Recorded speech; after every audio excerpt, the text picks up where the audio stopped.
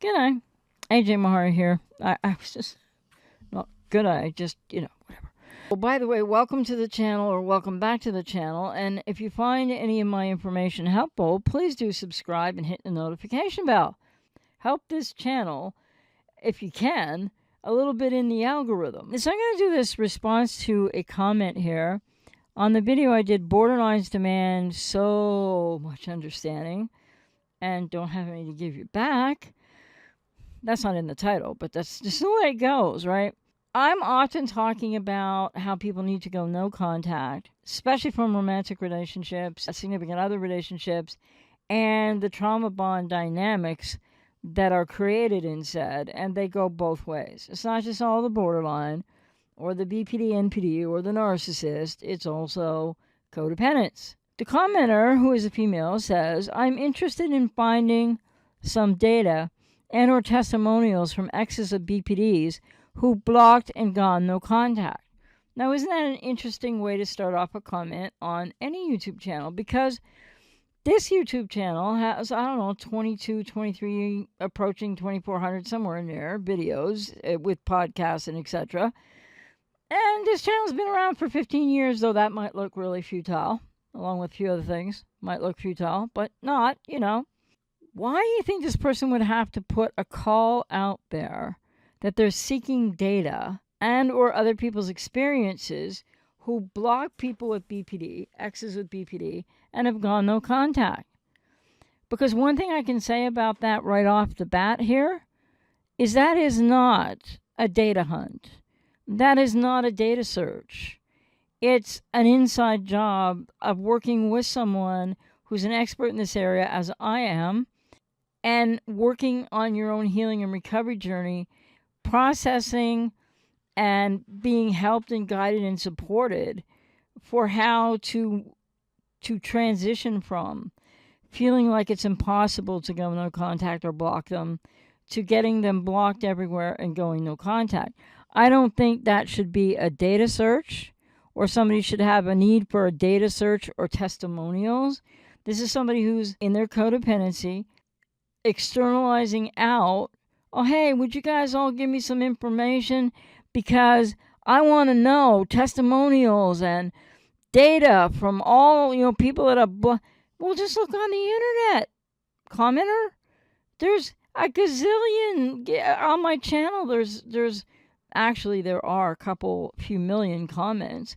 They're not all talking about that, but there are several videos that I have done and podcast episodes on this channel talking about no contact, the difficulty of going no contact, the difficulty with codependency, and on a lot of those videos, people talk about it. What you're talking about is not only on my channel in comments, but all over the internet in comments. And the point I really want to make is if you relate to this commenter, like, I'm interested in finding some data. More, I would have to say, right? More data. Going to focus more on the borderline. Oh, now I'm going to focus on how did other people, right, block. They want data and testimonials for how did other people block the BPD in their life and go no contact. Well, this isn't a study. And this is something that you need to be in a healing and recovery process with an expert in this area if you can't get it done yourself, and most people don't get it done themselves. But what do you want to put out a data and testimonial call for? Because I can just say myself right now as a testimonial. When you go no contact from any cluster B in your life who is untreated, not seeking treatment, not changing, etc., it's the way forward to healing. So that's a testimonial for you right there. I don't know anybody would want this, though, because you need to make your own decisions. You need to be in your own therapy and process and working on you, not asking more people from the outside externally to tell you more about how they did it or what was it like. So I don't understand a call for data and testimonials about something that is very difficult for lots of people to do. Block that borderline everywhere and go no contact, whether that's a mother with BPD, your significant other, a sibling, you're the former favorite person, or it was a friend, or it's a coworker. It doesn't matter the relationship type even. But calling for that is somebody who's not prepared to do their own work right now. So what are you waiting for, I wonder, commenter? And I mean that with kindness and no judgment. And the commenter says, I'm trying to take the plunge and never return. Well, commenter, the best way to do that is to be working with someone, to be taking steps in your life, to be in action, to be in a healing process where you're doing that hard work and focusing on yourself, and you need to take the action of doing the blocking and going no contact. That's the plunge. And plunges or changes, actions needed to take to create healing and change, we don't try to do them. Because when people try to do them, you're not going to get it done. Trying equals failing until one chooses to enact what they need to do. And that might sound a little bit, hard, but it's the truth. So this person wants all kinds of testimonials, as if there aren't billions online, and data so that because they're trying to take the plunge of no contact and blocking a person with BPD or an X everywhere and never return. You don't need the data. You don't need the testimonials. You need to work with someone and take action. It's the doing that helps you process your way through it. People that talk about it, think about it, put out a call for data, want more testimonials than there is on the internet already, than you've probably read already, you're dawdling. There's something going on there. You're still defending, and nobody feels ready to do this, okay? So you're not going to feel all like, okay, now I'm ready. Now I'm going to take that plunge. No, you have to take a whole bunch of smaller steps in action and focus on yourself in a healing and recovery journey first. And they say needing help with the big unknown of how it's going to feel, how long it's going to take to break the trauma bond. Well, you know what, commenter and anybody that can relate to this, because it's a very human thing that's being expressed here. I don't mean to sound judgmental or anything. I just don't think it's the healthiest or most effective way to go about something, because you need to do it for yourself. And you need to do it from the inside out, not by calling for more data and testimonials from other people. You're externalizing out something that you need to take internal action with yourself, and maybe with the help of a counselor or a coach or whatever. But anyway, needing help with the big unknown of how it's going to feel. And well, you know what? You're not going to know how it's going to feel until you do it. And that's why when I work with people and when I work with clients and I help them to make this transition, to get into action, take the steps, process what needs to be processed in order to block somebody with BPD for the next step to go no contact, you're going to stay stuck, kind of moving in a direction against what you actually need and are saying that you want and need, but it's hard to do.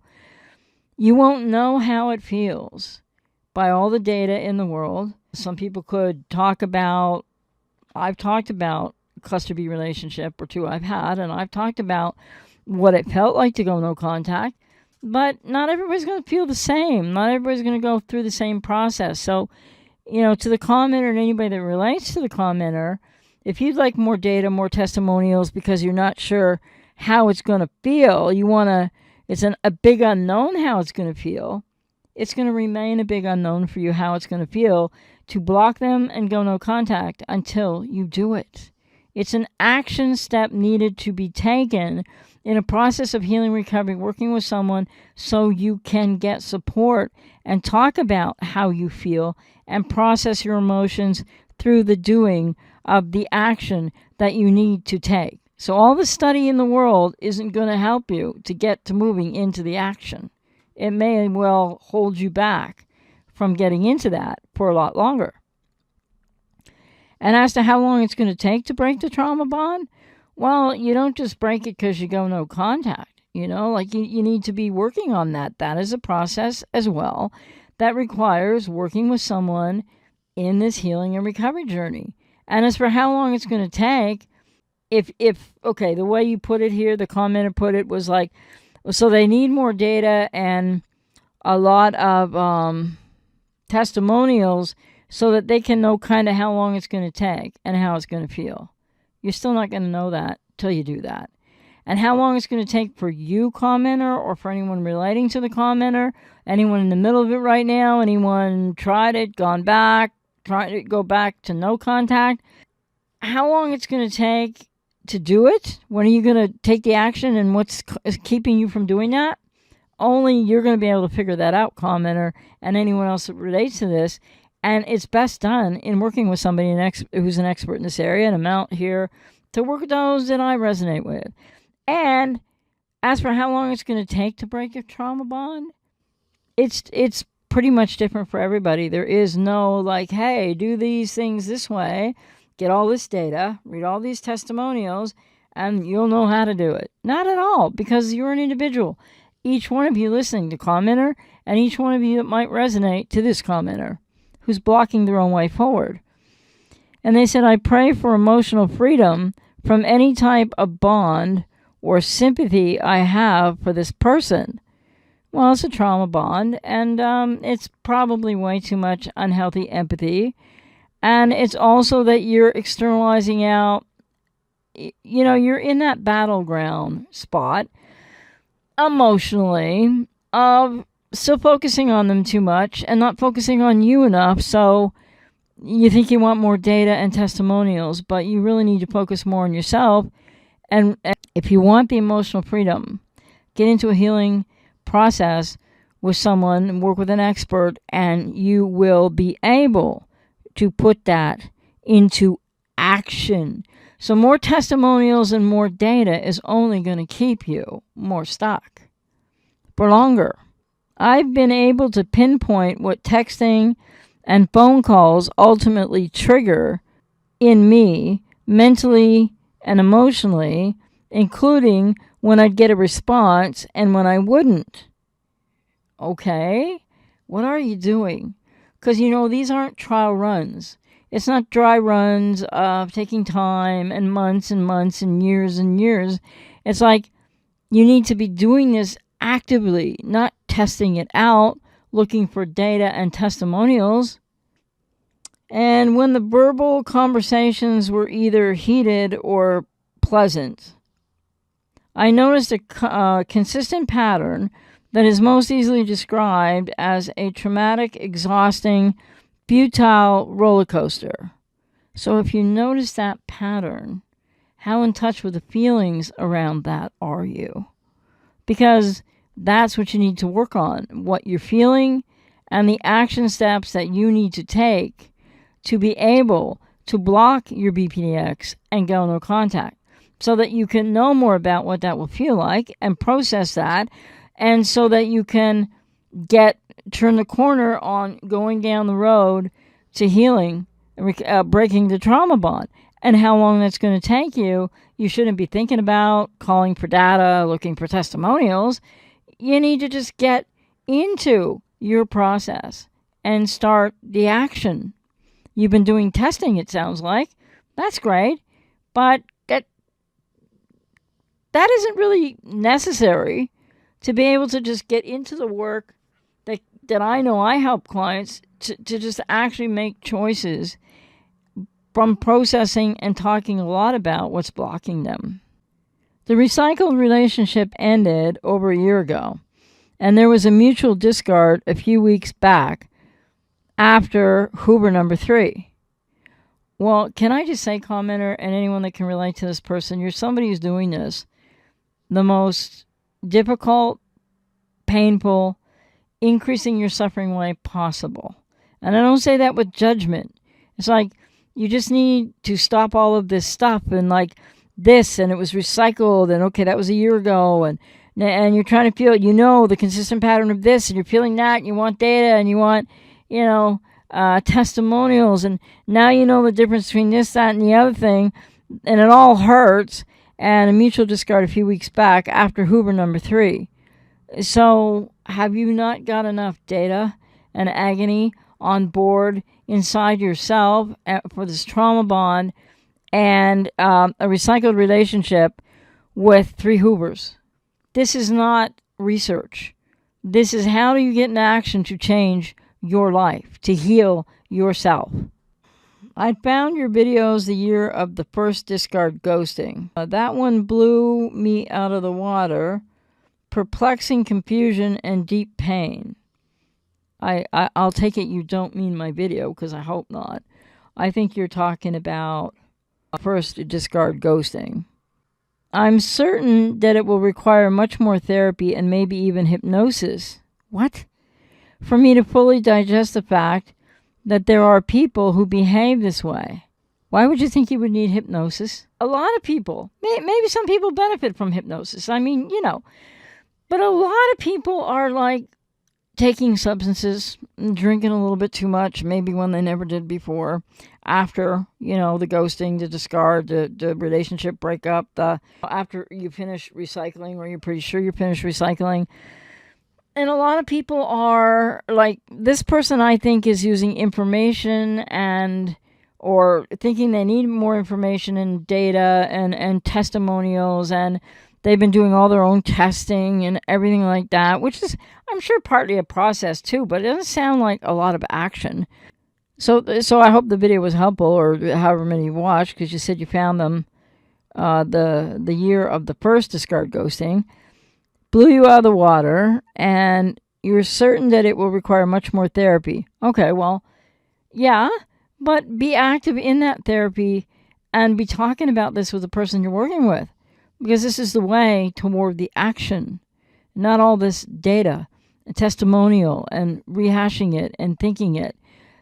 There's something in you that's blocking your own way. Can anybody else relate to that? So they think it will take much more therapy. Yeah, I agree with you on that. And maybe even hypnosis. As a commenter says, for me to fully digest the fact that there are people who behave this way. Why do you need to fully digest how they behave versus how you feel and how you're still trauma bonded and what's happened to you? That should be the focus, not how they behave. Where are you now? What are you struggling with? We know a little bit about. And why aren't you in more action to be able to help yourself more with whoever you're working with, or might have worked with, or might work with again, rather than thinking about hypnosis? And why do you need to digest how they behaved? Because you really don't. You need to start to focus on what that means for you, how you're trauma bonded, how you're suffering, all the pain and things you've alluded to here, not how they behaved. Like, they behaved atrociously, I'm sure, and very painfully, etc. And then, so what more about that do you need to know? You need to know more about yourself and your response and the action steps you need to take to get into actually going no contact. Blocking them everywhere and going no contact, seeing how it feels, and then processing it, and you'll find out how long it takes too. And at this juncture, the commenter said, yeah, to digest the fact that there are people who behave this way. And then they said, basically sociopaths. No, they're not. Most of them are not at all. They are people with borderline personality disorder. Borderlines. Borderline X's. Borderline personality disorder. They're not sociopaths. People need to cut this out. Because what you're doing, it's erroneous and inaccurate in way more majority of the cases. And sociopathy doesn't even mean anything. Antisocial personality disorder is one thing. And all of the things said about that and comorbidity with BPD, it's less than 1.2% of all females diagnosed with BPD. That's what studies say right now. And they can't prove anything about it, but that's what they say. And it's less than 2% of males with BPD. So, come on. Sociopaths? No, they're not. You want to make this more difficult for yourself because you want more data, you want more testimonials, you did all your testing things, and maybe that's part of your process. But come on, just get into the action of doing what you need to do and focus on you. They're not sociopaths. They're not. Deal with your codependency. Never mind any supposed sociopathy, which is like one of the biggest wasted words and terms there is. out there. So, yeah, the commenter said basically sociopaths, they're not, who play the victim with their entire lives built around fantasy. No. Borderline personality disorder, yeah. Are they playing a victim? Well, no. They're responding to everything as if it's victimizing them. Yes, but they're not playing a victim. They were victimized in like 87 to 90% of cases, okay? So they've been victimized, and they often in early childhood and primal childhood. So they keep repeating these things, right? From an unconscious place. But again, it's not built around fantasy. The fantasy is even more so the codependence. How about that? Maybe some people would like to give me some comments on that. The object inconsistency is apparent. Well, actually, it's not called that. It's lack of object constancy, because nobody cares about inconsistency or inconstancy. That's the borderline problem. Lack of object constancy. Yes, it would be apparent, and apparently the commenter finds it really wild, too. Okay. I appreciate any data or comments regarding going no contact, highlighting how long it can take. I don't recommend anybody answers these questions, because you're just going to be being codependent if you do. This person doesn't need the answer to these questions, and you don't need to answer these questions. Does that make sense? Unless you just want to be like codependent, communicating to codependent, trying to rescue another codependent who can't quite yet find their way to blocking their BPDX and going no contact. And they want the comments to highlight how long it can take. It can take freaking forever. And may I suggest at the rate you're going here, it could take forever, because you need to do it. And certainly there's a range. So I appreciate any data or comments regarding going no contact, highlighting how long it can take. Certainly there's a range. Thank you. Yeah, but that range is more vast. Then you might get comments. And if you put this on other people's channels, maybe they won't even do a video out of it. I don't know. Maybe you get comments, but you're still externalizing out your own responsibility for what you need to do for you, commenter. And can anybody else relate?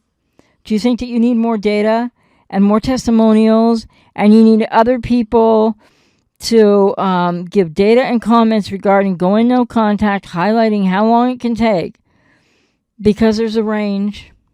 This commenter is externalizing everything out when the process and the way forward calls for things to be internalized and to be focused on internally. And borderlines aren't sociopaths, and they're not playing victims.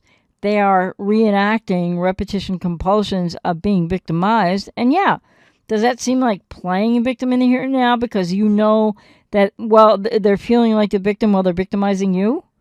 But guess what? Both is true. That they are victimizing you out of their own victimization, and therefore they're experiencing that as you victimizing them when you're not. It can be crazy making. Anyway, I don't have a problem with the comment, except to say that I don't think it's going to be the most helpful thing that anybody could ever ask for. To me, this is somebody asking other people to codependently give her information. How long will it take? It has a range. Please, I'd appreciate data, whatever, and comments.